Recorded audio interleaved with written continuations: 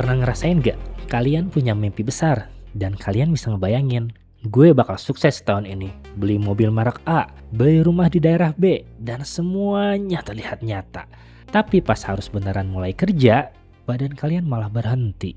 Kalian diam, nunggu, sambil bilang ke diri sendiri, besok aja deh, masih ada besok kok.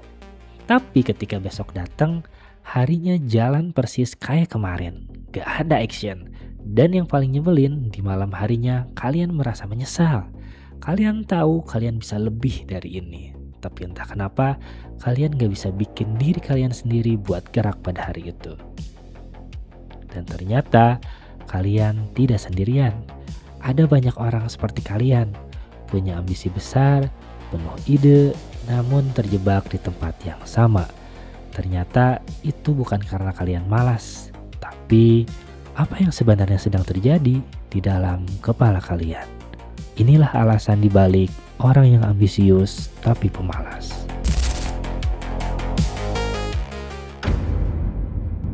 Sebenarnya hidup kalian itu bukan macet karena nggak punya mimpi. Justru kebalikannya. Karena mimpi kalian itu terlalu jelas, terlalu besar, dan terlalu sering diputar di kepala, sampai rasanya hidup versi sukses itu udah hampir bisa disentuh. Setiap pagi kalian bangun dengan semangat baru. Dan di kepala kalian udah ada suara yang bilang, oke, hari ini gue mulai mimpi itu. Lalu kalian ngebayangin diri kalian produktif, fokus, dan puas dengan hasil di malam harinya. Namun beberapa menit kemudian tangan kalian megang HP. Layar nyala, suara video reels mulai rame, kasur serasa semakin empuk, dan niat yang tadi kelihatan kuat perlahan mencair. Bukan karena kalian gak niat, tapi karena di dalam kepala kalian ada dua bagian yang lagi tarik-tarikan. Satu bagian yang pingin maju dan buktikan diri, dan satu bagian lain yang pingin aman, santai, dan jauh dari rasa capek atau gagal.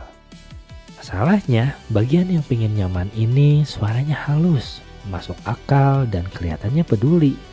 Tapi selama dia yang menang, hidup kalian selalu berhenti di tahap niat, bukan tindakan.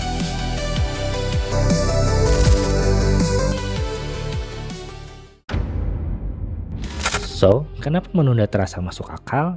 Setiap kali kalian mau ngerjain hal penting, entah itu proyek, belajar skill baru, atau ngambil langkah pertama, otak kalian gak ngelihat itu sebagai kesempatan, tapi sebagai ancaman. Di situ ada usaha, ketidakpastian, dan kemungkinan gagal. Dan otak manusia secara alami benci tiga hal itu. Oleh karena itu, otak kalian nawarin alternatif yang lebih aman dan langsung enak sekarang. Contohnya, scroll dikit, nonton dikit, atau ngelakuin hal kecil yang gak ada resikonya. Rasanya langsung lebih ringan, kepala lebih tenang, dan untuk sesaat kalian ngerasa gak apa-apalah bentar doang. Tapi disitulah masalah besarnya. Karena setiap kali kalian kabur dari tugas penting, otak kalian belajar bahwa menghindar itu bikin lega. Dan lama-lama pola ini jadi default. Dan di malam hari saat kamar jadi sunyi, kalian mulai rebahan, tiba-tiba pikiran mulai ribut. Rasa bersalah muncul. Kenapa gue gak produktif ya hari ini? Dan akhirnya kalian janji ke diri sendiri buat besok lebih baik. Namun besok pagi otak yang sama akan nawarin jalan pintas yang sama.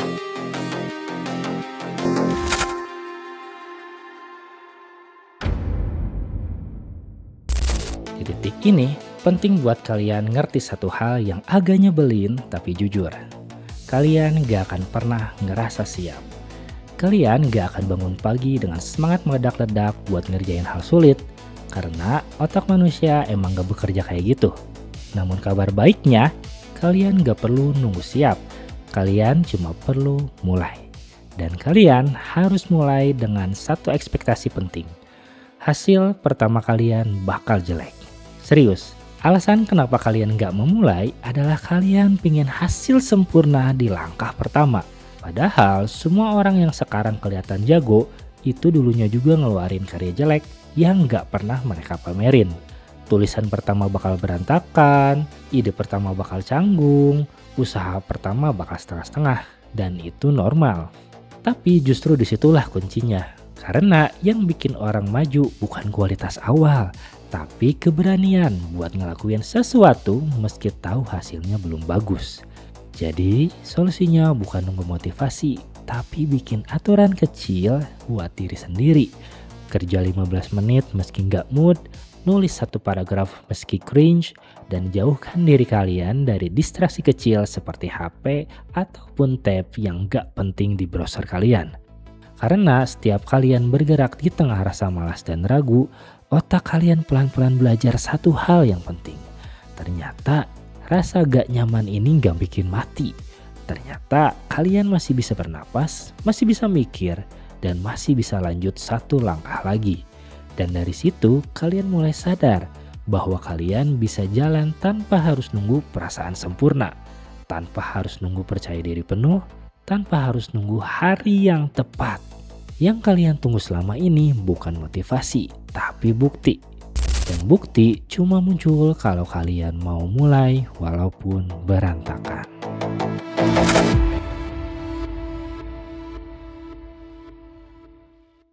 Pada akhirnya, masalah terbesar dari semua ini bukan karena kalian kurang potensi, kurang pintar, atau kurang kesempatan. Tapi karena kalian terlalu lama kejebak di pola yang sama. Pola nunda, pola nunggu, pola berharap semuanya berubah tanpa kalian harus berubah dulu. Setiap hari yang kalian lewatin tanpa bergerak bukan cuma bikin mimpi makin jauh, tapi juga pelan-pelan ngikis kepercayaan diri kalian sendiri. Sampai akhirnya kalian mikir, kayaknya emang gue orangnya begini deh. Padahal kenyataannya enggak. Kalian gak rusak, kalian gak hopeless, kalian cuma lagi kejebak di satu pola. Dan kabar baiknya, pola itu bisa diubah. Tapi gak ada yang bisa ngelakuinnya buat kalian.